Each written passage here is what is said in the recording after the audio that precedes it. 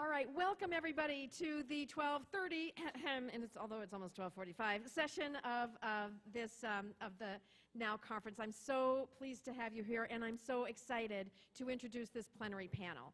This is a group of women who are leaders in their organizations, who are working and doing the hard, heavy lift every day in grassroots activism, in advocacy, and in research. I think you're going to find some really wonderful information here. This is your opportunity to learn what these women are doing and how you can plug in to what they're doing. So what I'm going to do, because I don't want to take up too much time, I really want to hear from our panelists, I'm going to introduce everyone all at once, and then I'm going to sit down and be quiet and listen while they give their remarks. There's going to be remarks of maybe 5 to 8 minutes, something like that, and then hopefully we will have time at the end for Q&A from the audience. All right. So first I want to introduce, in fact, I'm going to introduce people in order in which they are seated, which means Dara Richardson Herron is the CEO of the YWCA USA.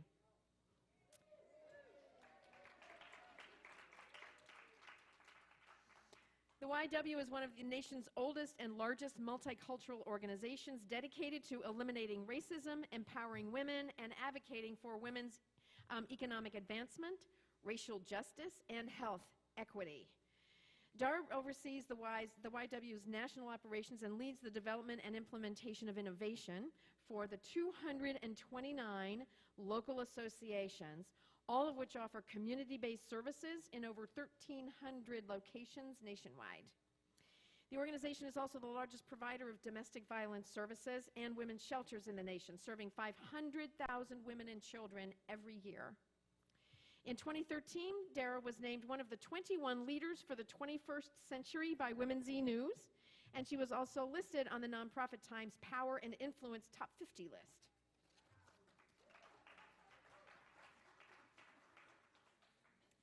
Next is Pramila Jayapal, a friend of mine and the chair of We Belong Together, Immigrant Women's Campaign for Common Sense Immigration Reform. Pramila is a leading national advocate for immigrant, civil, and human rights.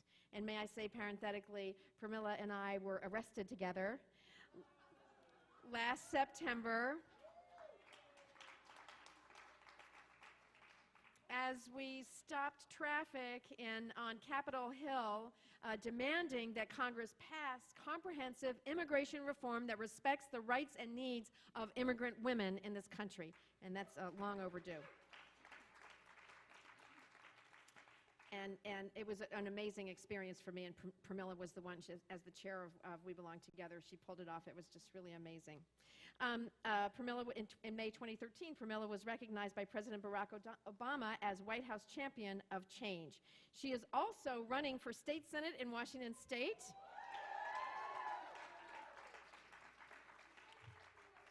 And if elected, she will be the only woman of color in the state Senate, so we need to get her elected. She has been endorsed by Washington State PAC, Washington Now PAC, and we want to get her elected. Yes. Next up, Martha Burke, also a dear friend, and she is the former chair of the National Council of Women's Organizations. She is also the co-founder of the Center for Advancement of Public Policy. She is a regular contributor to Ms. She's the money editor of Ms. Magazine, and she is a syndicated newspaper columnist and frequent blogger for Huffington Post. Right now, Martha's most recent book is called Your Voice, Your Vote: The Savvy Women's Guide to Power, Politics, and the Change We Need. Now, Martha has to leave right at 2 o'clock to go catch a plane, but she will be outside for a few minutes after the end of this plenary session to sign books if anyone wants to get their book signed.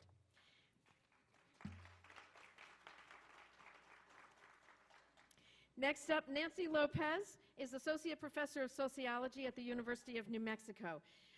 She has co-founded and currently directs the Institute for the Study of Race and Social Justice, which is housed at the RWJF Center for Health Policy at University of New Mexico.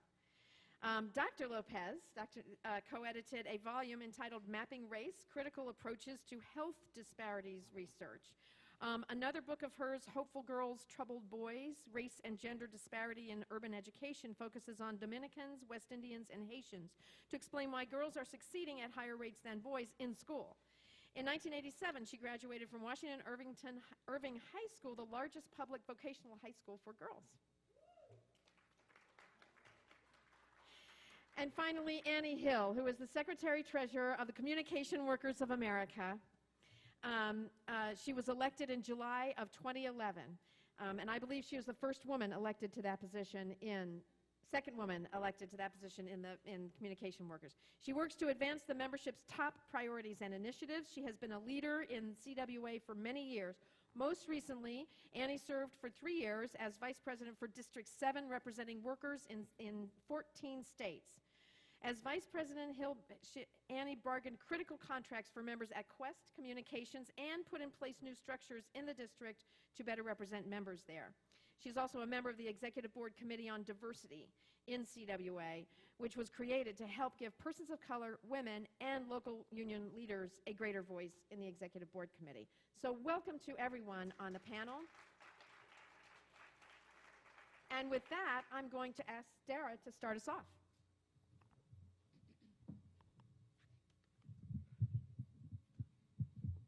Thank you so much, Terry, and really thank you for your tremendous leadership and vision. We're also very fortunate to have you as one of the key leaders in our movement, and not only are you an exceptional leader, you're an exceptional role model for me and many others, so thank you for all that you do.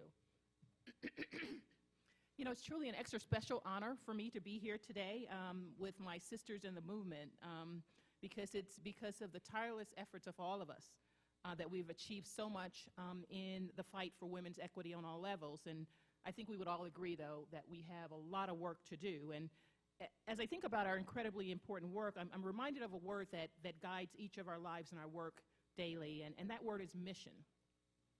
And mission is defined as any important task or duty that is assigned, allotted, or self-imposed, an important goal or purpose that is accompanied by strong conviction, a calling, or vocation.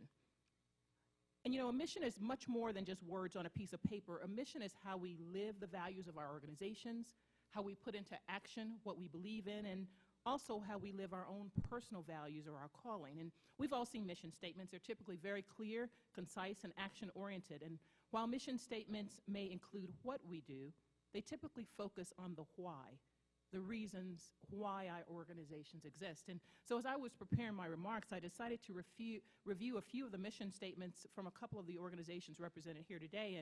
And sure enough, each of these mission statements I found clearly indicate the why. I mean, for example, National Organization of Women.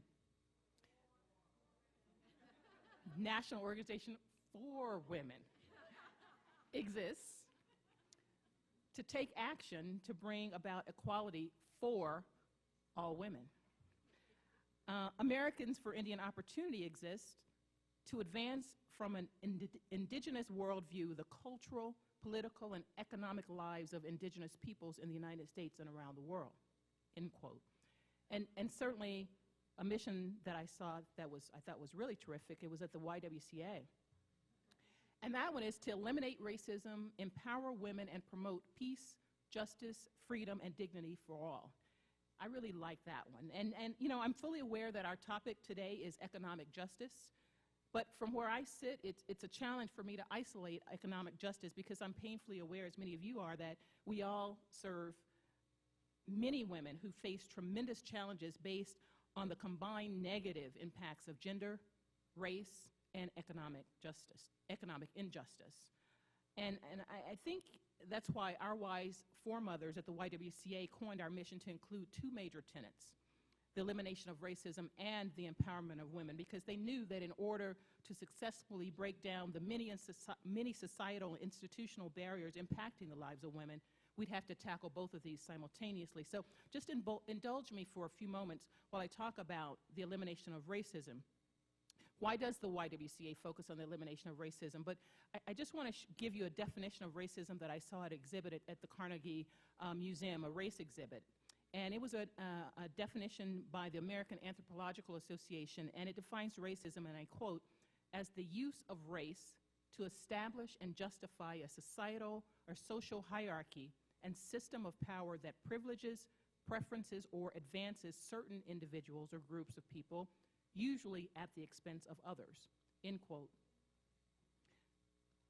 Now, while we're all keenly aware that race is an artificial construct, we also know that very unfortunately, one's skin color and or one's perceived race does matter, because there's a wealth of data to support the fact that discrimination, racial and economic injustice and inequity based upon racial groupings definitely exists. So we simply cannot talk about economic injustice without considering the impacts of race. So I just want to figuratively put that big elephant right into the room.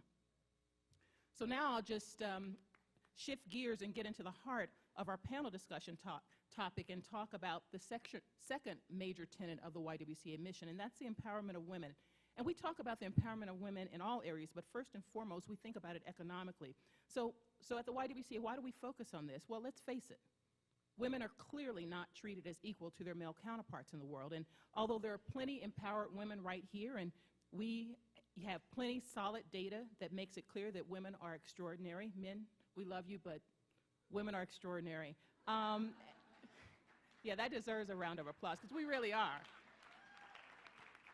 And you know, we're out there fighting on the front lines every day for demands and demanding economic equality, but I'll submit to you that there's plenty of data to support the fact that many women are not empowered, and economic justice, particularly for women, it's just not there. And this is all the more alarming because, as some of our speakers said earlier this morning, many more women are in the workforce, and women's income is not simply supplemental as it was many years ago. In fact, according to the Bureau of Labor Statistics, more than 40% of women are now the sole or the primary source of income for their household. And there was another study that revealed that women are the breadwinners or co-breadwinners in nearly 2/3 of American families. So think about it. Women continue to play vitally important roles in today's society, as we always have. Women of every race, age, and ethnicity and across the nation are working every day just to make ends meet, and they're often struggling because of economic injustice and inequality that is robbing all of us of our chance to achieve the American dream that we all hold so dear. So you don't have to take my word for it. I'm just going to give you a few examples. Women make up 2/3 of all workers who were paid minimum wage or less in 2012, and women of color are disproportionately in that number. According to the Shriver Report, 1 in 3 adult women are living in poverty or on the brink of poverty. In the U.S., women are getting more high school and college degrees than men, and despite laws guaranteeing equal pay for equal work, women are still paid 77 cents, and that's, as we heard earlier, much lower for women of color. Why do we as a nation place so little value on the people who take care of our children and our elderly parents and loved ones? You know, the arguments are that the reason why those numbers are low is because many of those women are deciding to segregate themselves into the care field. What's wrong with the caring field? We all need that. That's a head scratcher. And to make matters even worse, according to the U.S. Census Bureau, half of all women work in relatively low-paid jobs without pensions, and women retirees who do receive a pension average only half that of what men get. But the wage gap, let us be clear, that's not just for low-wage earners. There's no industry sector in which women's earnings equal those of men, according to a 2011 study. And according to the National Partnership for Women and Families, the current wage gap has improved at a rate of less than half a cent per year since 1963. So at that rate, we won't have pay equity until 2053. You know what? We literally cannot afford to wait for that. And you know, I'm getting my my 2-minute mark, but if we're going to talk about economic insecurity and economic injustice, I just have to mention the incredibly unjust Ryan budget that significantly threatens the crumbling safety net that was designed to support women. And let me not forget about the sequester, the horrific impacts of that. You know, we at the YWCA, we have a unique approach to breaking down these barriers. We provide education and leadership training opportunities, job training. Our goal is when women come through our doors, we welcome them with open arms and we prepare them to face this unfair world. And while we're preparing them for the unfair world and giving them all the tools they need, we're simultaneously advocating on Capitol Hill to make sure that there are policies and legislative initiatives to protect them. That's our competitive advantage, strong advocacy informed by direct services. And this kind of work, as many of you know, is not new to the YWCA. One of our earlier panelists talked about now being the greatest organization. We think you're great, but we were there before you. But the reality is this. All of us are on the front lines in this battle. Despite our frustration and disappointment, we need to be eternal optimists. And if you can't be an eternal optimist, you got to get off the battlefield, because we have an important role to play. And frankly, and we have a personal responsibility to make sure that we have the right people on the team to help us cure the potentially deadly social ills of our society. Many of you know that I'm a physician, so you'll understand my analogy. Like high blood pressure, discrimination of any kind, inequality and economic injustice are silent killers. We may not always feel, see, or experience their symptoms in our everyday lives, but every moment they exist, they are damaging us as individuals, destroying our communities, our institutions, and our country.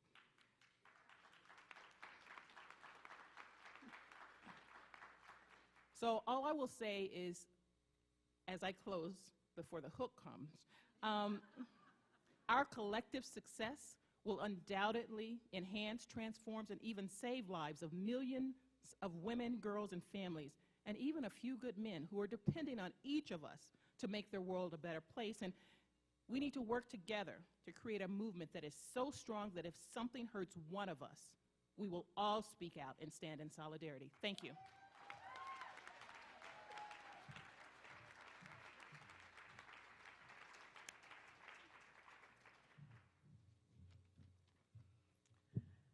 Hi, everyone. I want to, first of all, yes, thank you. I haven't even said anything yet, but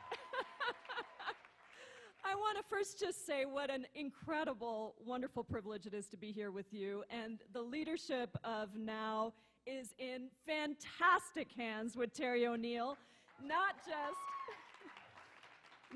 just because, yes, I did get arrested with her, and she did not say that it was her first time getting arrested, and she chose the issue of immigration reform to get arrested with 120 women from around the country in front of the, in that intersection right there. But really, I don't know of many other women leaders who can tie the issues together in such compelling ways and bring it home to us. And we know that women do not exist in silos. We do not think about ourselves in issue silos. We think about ourselves in wholes, and Terry O'Neill is helping us to get there. So thank you so much, Terry. So I have so much to say in so little time, but I'm going to start by just talking about the We Belong Together campaign. And it is a national campaign that is co-anchored by the National Domestic Workers Alliance and the National Asian Pacific American Women's Forum. And Miriam Young, the incredible executive director of NAPOF, is here as well with us. And it's really a campaign designed to have us think about that intersectionality in a different way, right? So be honest and tell me how many of you think about immigration reform as a women's issue? Oh, I love you. But that's not usually what happens. But NOW was one of the first organizations to take a position on immigration reform, so I'm not surprised. But we've had to do a lot of work over the last couple of years to get people to really think about this as one of the top, as Gloria Steinem said, one of the top issues facing women in this country, one of the top issues we have to address if we're going to address women's equality. And I want to talk about economic security because that's the topic of this panel. We all know that race and ethnicity are key determining factors in a woman's well-being. And within that, immigration status is an incredibly huge part of how economic security is really defined for women.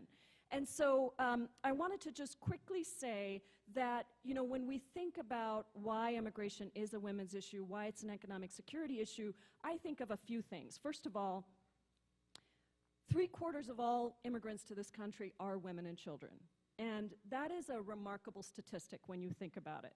But not only that, undocumented women who we know are earning sometimes the least amount of money, existing in those jobs, those minimum wage jobs, you've already heard many times, 3/4 of all minimum wage jobs and tipped jobs in this country held by women and disproportionately affect women of color. Undocumented women have some of the hardest struggles there because they don't have even the protections of immigration status. And about 51% of all undocumented immigrants are women.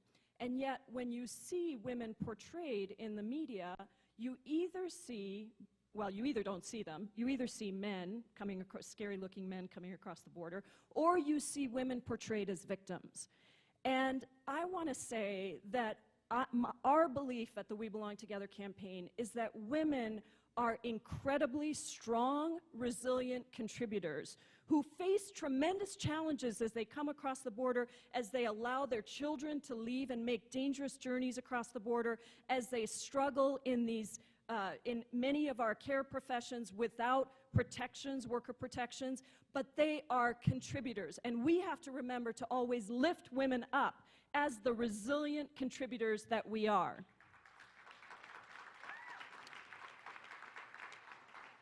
So we know that out of those undocumented women, a lot of people don't think about this, but all of the previous immigration reform bills that had been moved forward would have left out all of these women, many of these undocumented women, because they required proof of work as one of the conditions to get legal status. Well, guess what? 60% of undocumented women work outside of the home in industries that do not provide pay stubs that you can turn in to show that you've been working, and 40% of them are at home taking care of families, a critical piece of work for this country to do all the other work that needs to be done. And so by working with Senator Mazie Hirono, Senator Patty Murray, a number of other women in the US Senate, we were able to get, with this incredible coalition, including the YWCA, National Now, and a whole bunch of others, we were able to get some provisions into the Senate immigration bill that would not perpetuate the struggles of undocumented women, even as we push further for reform. Similarly, I don't know how many people know this, but only 27% of all employment visas in this country go to women. Only 27%. What does that mean? It means that women are actually having to go to the family-based system to get their entry into the United States. That family-based system has about 4.5 million people sitting in a backlog that sometimes takes up to 20 years to be reunited with your family. So these are some of the many issues for why immigration reform is a women's issue, how we look at it with a gender lens, and how we desperately need every single one of you to be involved in organizing in your communities. Because I'll tell you what, if politics is the art of the possible, then it is our job as activists to push the limits of what's possible and to make it absolutely necessary to pass an immigration bill that is fair and just and humane to women.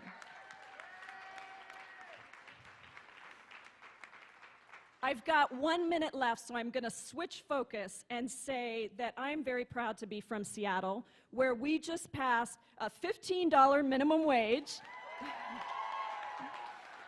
And we are going to lift 100,000 workers out of poverty up to $15, and that is going to put about $2.9 billion into the pockets of low-wage workers over the next 10 years. That is an enormous transfer of wealth, and we believe it is going to benefit people of color and women most dramatically, and I hope that all of you take that back to your states, back to your cities, and use it as leverage to continue your fights to raise the minimum wage, because I think that is absolutely essential. And then the last thing I'm going to say, because I'm getting my time's up signal, is I'm an activist. I've been an activist for 20 years. Why in the hell am I running for the state senate? Because we need more activists in elected office. And there was a picture circulating last year that just got my goat, because all of the people making the decisions in our state legislature in Washington state, all of the people sitting around the table on the Appropriations, Ways and Means, and Budget committees, all men, Caucasian men, most older, no women, and no people of color. And I intend to go to the state Senate, bring a lot of other women with me, hopefully along the way, and hopefully begin to address the deep inequalities that exist for women and for people of color by being in the state Senate. And I hope that you all will consider running and bringing other women into that race, and I can't wait to talk more. Thank you.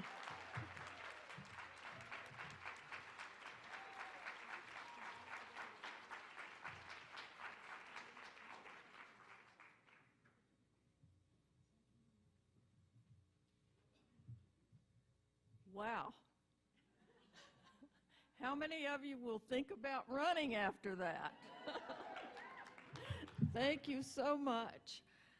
It is my honor to be here today with my longtime friend, Terry O'Neill. We both had the same job at a point in our past with the National Council of Women's Organizations. We've been together in the fight for more years than I'd like to count. And when another 35 or so years go by, maybe we won't have any need to come together and do this. Wouldn't that be nice? We could celebrate instead of struggle. But today we are still struggling, as we know, and the feminist majority, just as a footnote about women running, they did the math. And they said at the rate we're moving now, it's going to be 300 more years before we reach parity in the United States Congress. That's not good enough. But that's not what I'm here to talk about, pay equity, because we are here as a group to talk about broadening the movement, intersectionality, how to bring everyone, lift everyone, and make it meaningful. One of the ways we certainly can do that is with the issue of pay equity. Now, most of you probably know that very recently, President Obama signed an executive order that contractors now have to report to the Department of Labor what they're paying women and what they're paying men. I am very proud to say that in New Mexico, we did it first.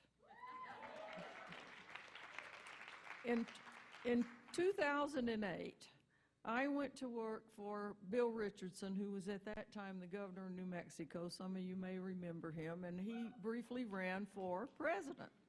So I was running his campaign, the women's issues part of it, and when I went to work for him, he called me in, and he was kind of a big, gruff guy, and he said, "Okay, what do you want?"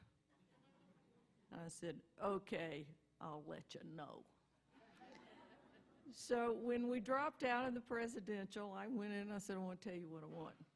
I want to be your senior advisor for women's issues, and I want to do a pay equity project." He said, "Okay, let's pass a bill." And I said, "Okay, let's not." The advocates in this state, and I want to thank each and every one of you, AAUW, the Y, National Organization for Women, League of Women Voters, NARAL, and PLAMP, everybody worked on pay equity and had been for years. And I said, you can't get a bill out of committee, much less get it passed. What are we going to do? I said, an executive order. So I have 5 minutes to explain 2 years of work, but because that's how long it took us to get things in place, but we did it.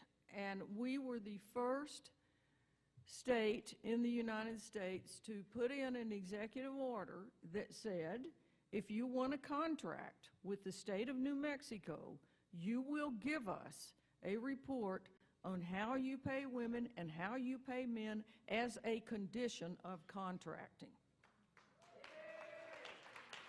Now, as you might imagine, some people didn't like this very much. So we did some Q&A facts that we put on the website. And by the way, you can do this. I mean, we now have the template. We have the technical expertise. Everything we did over that 2-year period is now publicly available on the State of New Mexico website. So if you want to know more about that and how you can get the ball rolling in your area, even a city, because now Albuquerque has become the first city in the nation to put in a requirement for contracting. And the city council passed it, the mayor signed it, he's a Republican, by the way. And so we are now rolling on the first city initiative, so it can be done. But anyway, a lot of people didn't like it, so we did a little, frequently asked questions. And one of the frequently asked questions was, does every business in the state of New Mexico have to comply with this order? That was the question. Answer, no. Only if you want a contract with the state. After all, it's our tax dollars, right? It's our tax dollars. So the key words are transparency and accountability. We had a lot of work that had to be done. We had to have a task force to sort of guide the effort. We did that with business people, the Commission on the Status of Women, which, by the way, our new Republican governor defunded. But at the time, they were very active and very good. So we had business, we had payroll people, we had cabinet members. And that's something that you really have to do an initiative like this. You got to have the guy or gal at the top behind it. Because as the director of the project, if I ran into a stumbling block, I just went to the gov and I said, I need you to call Secretary of the Treasury because he's not cooperating, and that would be the end of that. So it takes all of that. It takes advocates. It takes grassroots to be pushing behind it, because if they're not hearing from people like you in the audience that we need something, believe me, they're not going to do it, because they have too many priorities. So just to tell you, it can be done. It starts with activism. It bubbles up. You get their attention. Finally, when the critical time comes, you are ready, they are ready, and it can be done. So I was, after we did it, we went to Washington at the invitation of the Department of Labor and the National Academies of Science, and we talked about how we did it, when we did it, and sort of the nuts and bolts. And I really wish I had about 3 hours to go into it with you. I don't, but I will be out front. I've only got 1 minute, and I will be out front afterward. As Terry says, I have books. I'd love to sign one for you, but even whatever time it takes, I will give you websites and I will give you where you can find more information, because believe me, you can do it. My time's up, but our time is not up for pay equity. We got to narrow that pay gap, and this is one way to do it. Thank you.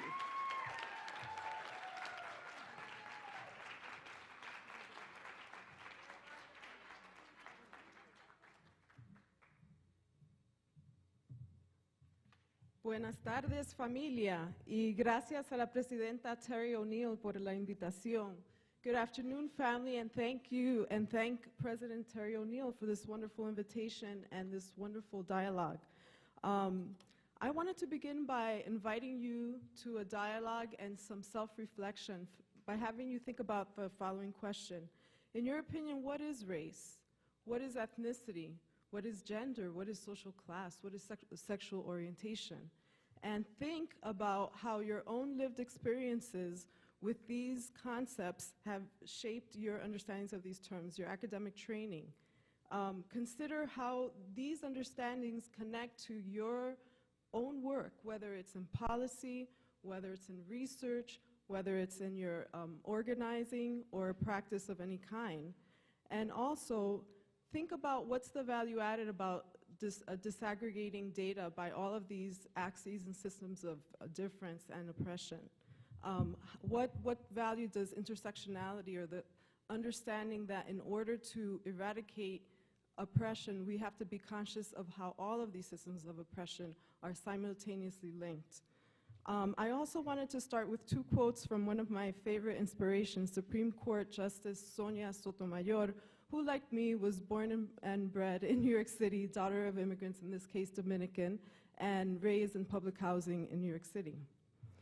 I want to quote the one that you probably have heard most often. And she says, "I would hope that a wise Latina woman, with the richness of her experiences, would more often than not reach a better conclusion than a white man who hasn't lived that life. And I want you to reflect on what she's saying race means there. What does gender mean there? The second quote you probably haven't heard as much, but it was part of her dissent, her vociferous dissent in the recent Supreme Court ruling that dismantled race-sensitive affirmative action across the country when it upheld the voter-initiated ban against affirmative action in higher ed in Michigan. And she says, "The way to stop discrimination on the basis of race is to speak openly and candidly on the subject of race and to apply the Constitution with eyes open to the unfortunate effects of centuries of racial discrimination."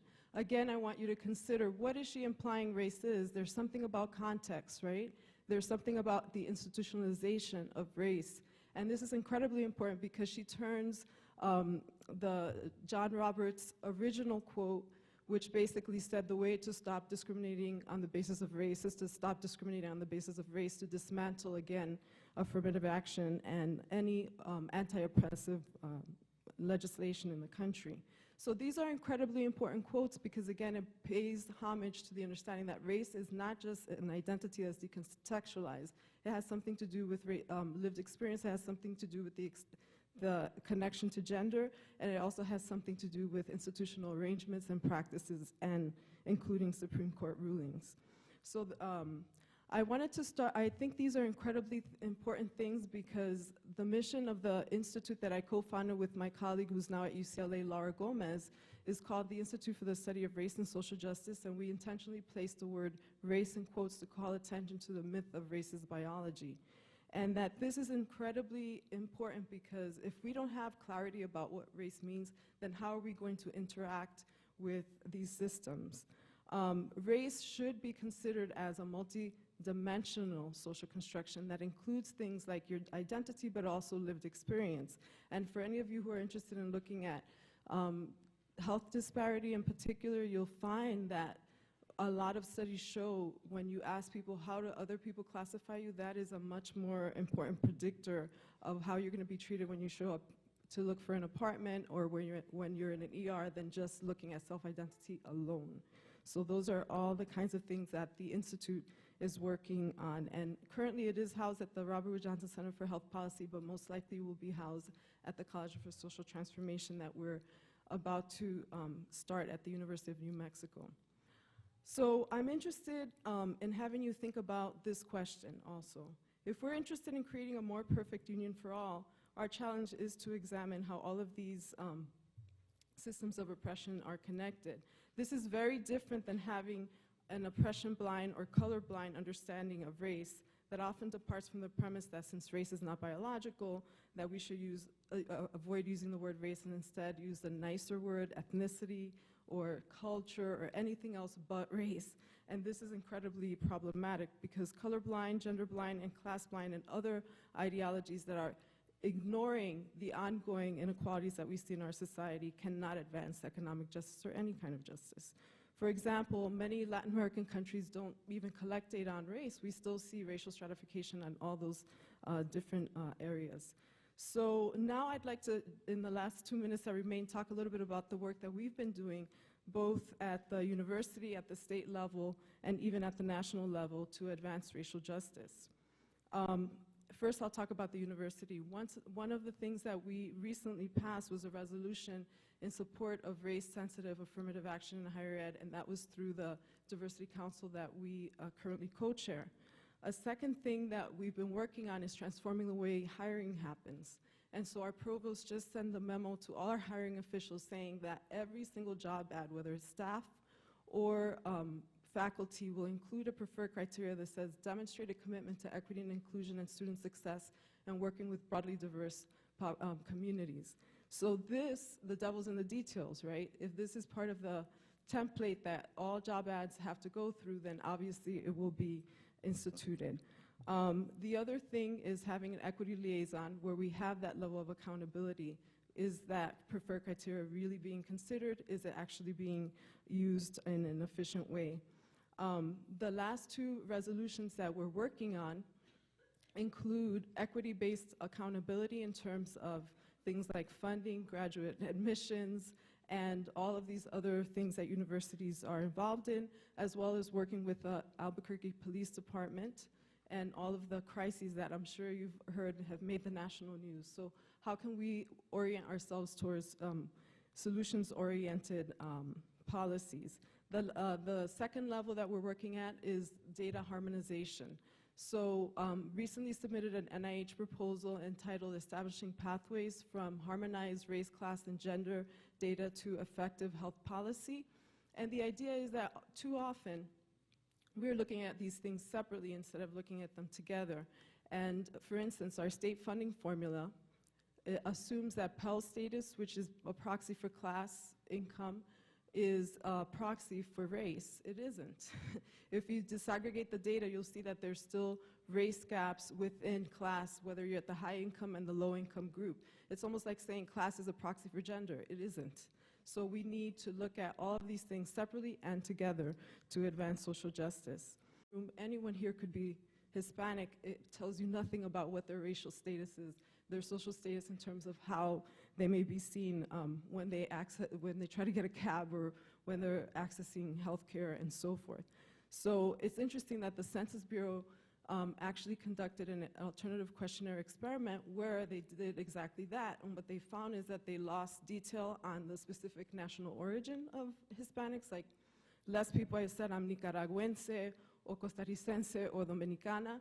And, but they did solve the so-called problem of 37% of Hispanics identifying as some other race.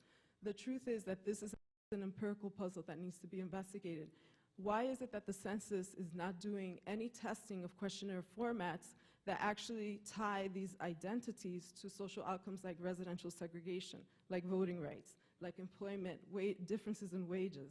So a lot of this work that's being done on pay equity, I wonder if Hispanics are just lumped together, if there's any exploration of whether or not there's differences for Hispanics who may identify as white, as black as I do, or as some other race. So those are all important things when we're thinking about intersectionality, applying that to Hispanics. And then I'll conclude, I think we need to be very aware of color blindness or oppression blindness where we see it, and that we need to be very vocal about attempts to erase race, that we also need to have analytical rigor, that we cannot, without justification, assume that ethnicity or cultural background or national origin or ancestry is a measure of race, which is actually analytically different, and that we have to map the margins, that oftentimes it's very simple to lump everyone together without, to produce policy that's only addressing gender, only addressing race, only addressing class, but seldom do we look at those things together. So, as Kimberly Crenshaw's famous article said, we need to map the margins in order to advance social justice. So I'll end it there. Thank you.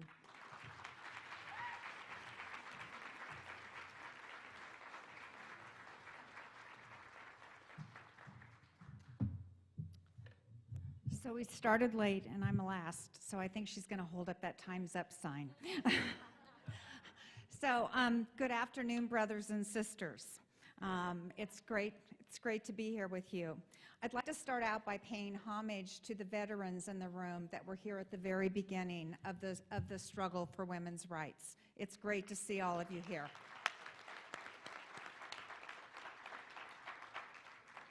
So, and I'd also like to thank Terry O'Neill. I met Terry because she's part of a democracy initiative that our union is involved in, along with other progressive organizations. So there's been many people, almost everyone that spoke, that has talked about whether you call it movement building or coalition building or intersectionality, that we have to figure out how to come together. Not one organization has all the answers. And so to sort of cut to the chase, I think we just have to all sort of get over ourselves and recognize that we're not going to agree on every single thing, but that doesn't mean that we can't figure out how to work together. Because the bottom line is, if we don't do that, we're going to lose, and we can't afford to lose. So I work for a labor union. I've been a union member for over 40 years now. So how many people in this room have either belong to a union now or have been in a union. Also quite a few. So how many people in the room, whether you were a union member or not, believe that unions bring value? Okay, so quite a few. That's good. I like this group. Not everyone believes that. So I want to brag about our union a little bit, especially around diversity, because we weren't always that way. In fact, I have a picture in my room, in my office, that shows the old CWA executive board about 25 years ago. And no offense to any of the men in the room, but there's about 20 of them, and they're all old and white. You know, I call it like I see it. So in the 80s, we created both a Civil Rights and Equity Committee at a national level and a Women's Committee at a national level. And through that, there was a lot of work done, and what we saw is a lot of change at the local level. And so we really started to reflect and look more like what our membership looked like, which was a great thing. And half of our union, in fact, over half of our union is women leaders. But we weren't seeing that change at the executive board level. Some change, a few women, one black person, but we have over 20 people on our board, so we had a ways to go. So we did create a diversity committee out of a resolution from our convention. I was fortunate enough to support on that. And sometimes you have to, if you might excuse the expression, kick diversity in the ass. And that's what we had to do. We had to push the envelope and push it to happen. And so what we ended up doing is adding 4 at-large diversity members to our executive board. So not only were they diverse, but they also came out of local unions. And with that, we have a woman LBGT person, an Hispanic person, and 2 black, 1 female, and 1 male. And they've been on our board for a while. But in addition to that, that started sort of an evolution or a revolution. And so now our board even looks much more diverse. In fact, our board is structured 2 ways. We have both districts and we have merger partners. And in our districts, which have been around the longest, of which there's 7, for the first time ever, 4 of the members are women, 2 black, 1 Hispanic, 1 white, and the other 2 are white males. And we have a black male also. So we've come a long way. We still have a ways to go. And I believe that if we don't keep fighting, we're going to lose the things that we gained. And I think we're seeing that today, whether it's in women's rights or civil rights. It's why we're having to deal in this country that was founded on democracy, voter suppression, and our voting rights taken away. I mean, it's disgraceful. So, you know, why am I here as a union member? Well, we share a lot of the same values and work that NOW does. We believe in economic justice. We fight against domestic violence. We believe in diversity. We believe in equal pay for equal work. So what I wanted to do is share, and we talked just a little bit, and I want to share some facts. And you have a couple fact sheets, and I'm going to talk just briefly on both of them. So one of them, when we talk about pay equity, for people that have a union contract, you don't have to worry about pay equity because there's a contract and there's wages. And people that perform the same way the job, regardless of their gender, receive the same pay. And so what you'll see, I just want to talk about a couple facts really quickly. So female union members who work full-time typically make $898 per week, or almost a third more than female non-union members who make $676 a week. Imagine what a difference that would make for someone trying to support their family. The premium women see from unionization is equivalent to a pay increase from a year of college. So why is this? Well, number 1, we have a contract. Number 2, if you don't have a contract, women are much less likely to go and ask for a raise or to tout themselves.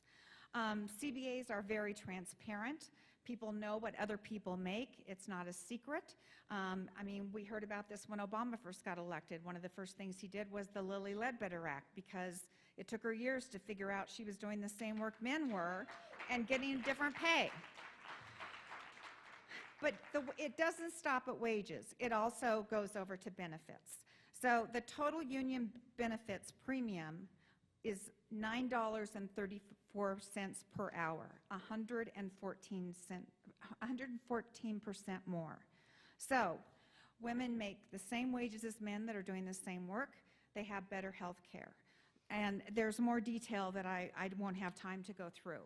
But please read it. So if we want pay equity, there's a great answer. Join a union. One other just very quick thing that we're really working on, and how many have heard of the TPP, the Trans-Pacific Partnership? Okay, this is very bad. You thought NAFTA was bad? This is like NAFTA on steroids. And so sometimes we don't think of trade deals as impacting women, but a lot of the work that is now getting offshored, it used to be we think about, manufacturing.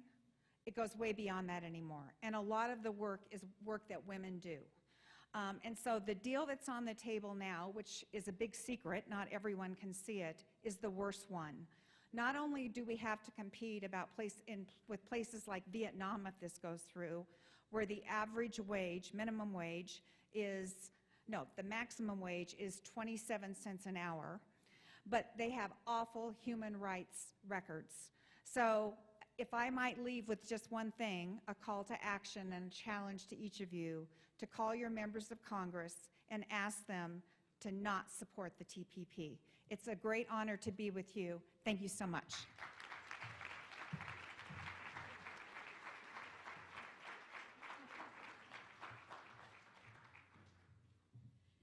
Thank you so much to all of our panelists. I think we might have time for a few questions from the audience, but before we do, it is my great pleasure to announce that the board created a new award that is to be given out, not necessarily every year. Now awards are not given necessarily every year. This is the Olga Vives Award.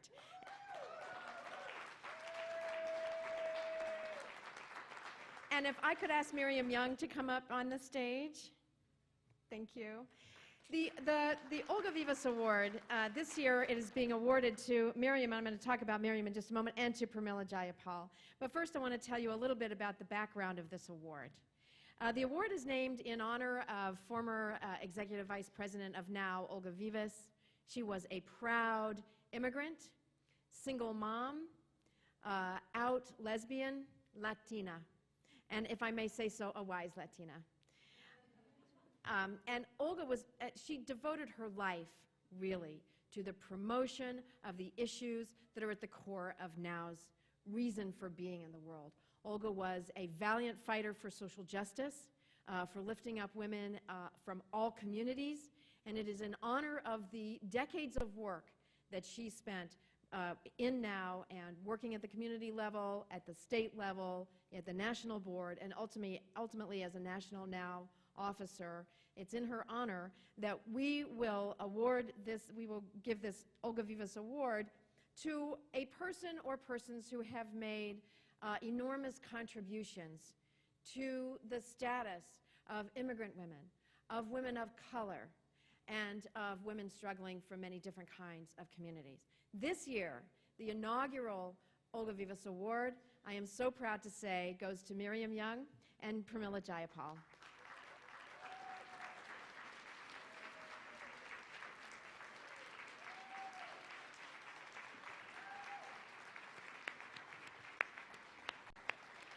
And you have already heard about Pramila, and you've already heard from Pramila. Tomorrow you're going to hear from Miriam. She'll be speaking on a plenary panel tomorrow. But I will just give you a little sneak preview. Miriam was one of the founders of the National Coalition on Immigrant Women's Rights. She worked with Olga at the very beginning to create that organization. And I'm going to leave the rest of it until tomorrow, but I just want to say to both of you, thank you so much for your extraordinary contributions, and congratulations on this award.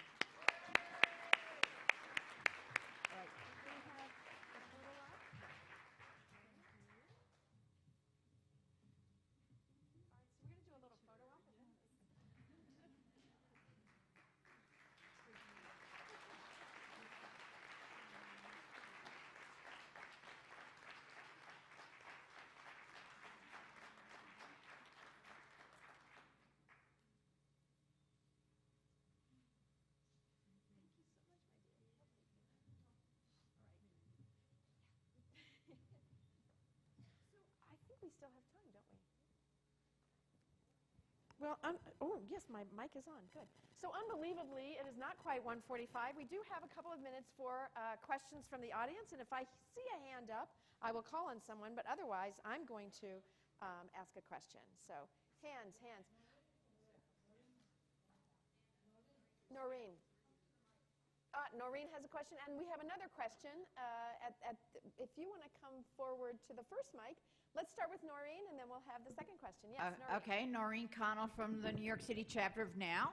And I'd like to ask whomever wants to answer this, our problem in New York is enforcement of minimum wage laws, and also the backlog at the EEOC and the State Division for Human Rights.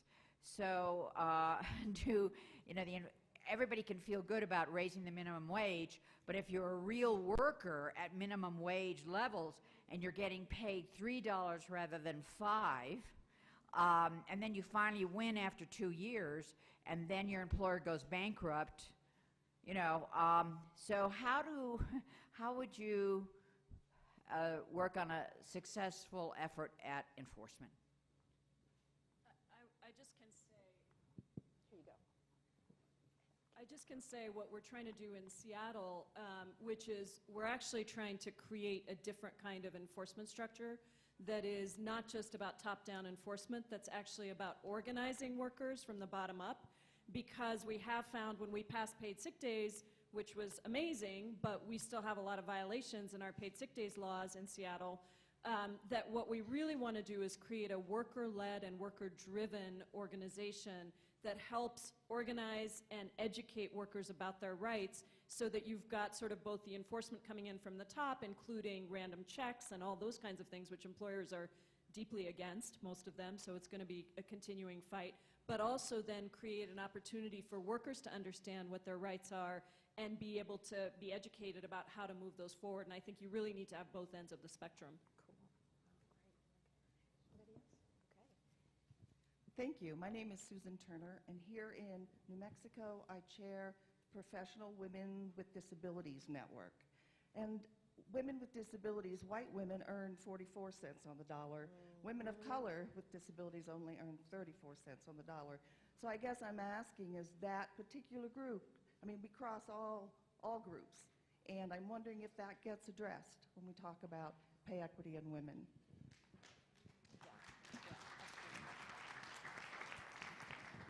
It doesn't get addressed enough. It does get addressed in municipal and state workforces. We were paying a lot of attention to that at the state level, but what we have found in pay equity work pretty much across the board is that public entities are more sensitive not only to race, ethnicity, but to disability than private employers. And I would say that for much of what we're talking about, the core of it, the core of enforcement, the core of being able, if you will, to do something about it, from the powers that be, cuts to the budget. And so what we have to do as activists is overturn the power in Congress, in our local and state structures. People like Paul Ryan have got to go along with his budget. Yes. Thank you. I just wanted to follow up with the question about data and accountability. Is there a way to capture disability, and do they separate race and ethnic origin for understanding pay equity? Race and ethnic origin was a problem for us in New Mexico for this reason. It is a voluntary disclosure on the part of the employee. And so what we found, our original plan was to capture all of that data, including disability, which we do have some data on that. But we had to completely redo our data collection at the state level for our state workforce. Because what we found is, and the example I always use is our state director of personnel was Anita Perez. She is not Hispanic, her husband is. And we also found that the data entry clerks were just guessing sometimes because they didn't know, so they would just put something in. So we did take the opportunity within the first phase of the initiative to update our data, but it is a problem in this state. I suspect it is probably in many other workforces. Geraldine Stapleton, Miracle Mile, now Los Angeles, California, and proud member of SAG-AFTRA Union. Yes, go Union. In Los Angeles, we've been able to organize the car washeros, and we now have 19 unionized. They're largely comprised of workers that are undocumented workers. They have been so severely subjected to wage theft. We have a wage theft problem going on right now to the tune of $26 million a week. Now, can you imagine if actually the people were receiving their teeny-weeny wages, all of it to begin with, how much better our economy would be and how much better they would be able to live themselves. So I think that this needs to get into the conversation also in terms of enforcement. We really need to do something about it. Thank you. Can you hear me on this one? I just want to say very quickly, you have Ms. Magazine in your packet, and my money column in this issue is about wage theft. And just really quickly, we also passed a wage theft ordinance in Seattle. We're actually trying to create a whole new labor standards division that is what I was talking about, that would do both the bottom-up and top-down enforcement. But also, we've got to pass comprehensive immigration reform. I mean, it is stuck in the House because of Speaker Boehner and a small conservative minority of people that won't pass it. But now it looks like, it's going to be very difficult for for the House to pass immigration reform. Now we need to work on the president to take executive action and protect people across the country. Somebody hold this on. I've got a mic too. I think we have time for one last question. Hi, my name's Suzanne Marks. I'm on the Georgia Now board, and I have a question essentially asking us if we can possibly think outside the box in terms of trying to achieve pay equity. I know we've been working at it through laws and contracts and whatnot that we can do, and those are certainly necessary. But I was wondering if we could possibly do some other things like, I come from the LGBT community as well, and one thing that the LGBT community does well, although we don't have equal rights or laws or anything protecting us yet, but one thing that we have done well is that the top Fortune 500 companies all have non-discrimination policies on LGBT rights. We've done this through actually competition among companies to be good on LGBT rights. And one thing that we did, the one way that we did that was through, we have the Corporate Equality Index, which I think would be nice to have an analogy for pay equity index. But one way that we did that was by having conferences and meetings sponsored by companies. Now, I know this is anathema to now that is not sponsored by companies and doesn't want to do that. But to possibly rethink that, because what we want is to have companies compete to show that they support women's rights and pay equity. So what ways can we do this to change the culture to encourage pay equity? Well, I think I just will say, first of all, your point's a good one, but there are organizations that are already doing that. So, for example, Carol Evans, who heads up Working Mother Media, she does a whole event that is about, acknowledging companies that are doing exactly what you're talking about. Another one, Lori Sokol in New York, she's a writer for the Huffington Post. She also has another one. It's more broad because it includes LGBTQI. So people are doing that. What we do with the YWCA, and it's also an alternative approach as well, we talk to children at the very early stages, women at the very early stages, and make them aware of their value so that they don't accept a job and don't negotiate for their pay. You really got to, so you got to attack it from all these different angles, but you also have to instill in women, you know, that they have to fight. I mean, we still have to fight for what we get. It's sad, but we still have to. And we instill that in young people so that they don't start off low, because once you start off low, then it's hard to catch up. So that's another approach. But I think in order to attack this awful issue, it's going to require so many different angles. But I think the one that you're talking about is already being done, and I just direct you to those two people, for sure. Yeah, I think that's a very good question. I think it's a hard one, right, to think outside the box. I think that it takes having transparency, and I think that's a big, bitter pill for corporations to swallow. They don't even want to talk about what their CEOs make, though they have a contract. The other thing is, I think that sometimes we talk about pay equity in a very general way. So I think there's two ways to look at it. There's sort of the Lilly Ledbetter example where she was performing the same work as men and getting paid less. But we also have a huge issue in this country where a lot of work that we would think of still as traditional women's work, and some of the panelists talked about that, isn't valued as highly as traditional men's work. So, you know, I think there's a couple of things that we can't just talk with a paintbrush about pay equity. We really have to dig deeper and figure out how to take on both those issues. And if I could just add one other comment about data collection, just like with disability, we seldom collect that data. We seldom collect issues of gender identity or even sexual orientation, so we have no way of holding anyone accountable. So thinking about creative ways of creating structures of accountability. It makes a difference who you vote for. George W. Bush did away with a lot of data that the Women's Bureau at the Department of Labor was collecting. And when you got people that don't want you to know, you're darn sure not going to find out. That's right. All right. So I want to thank everybody on the panel. Thank you so much for your comments. Thank you for being here. One thing I think that I come away from this panel really believing is we all have to have one another's back.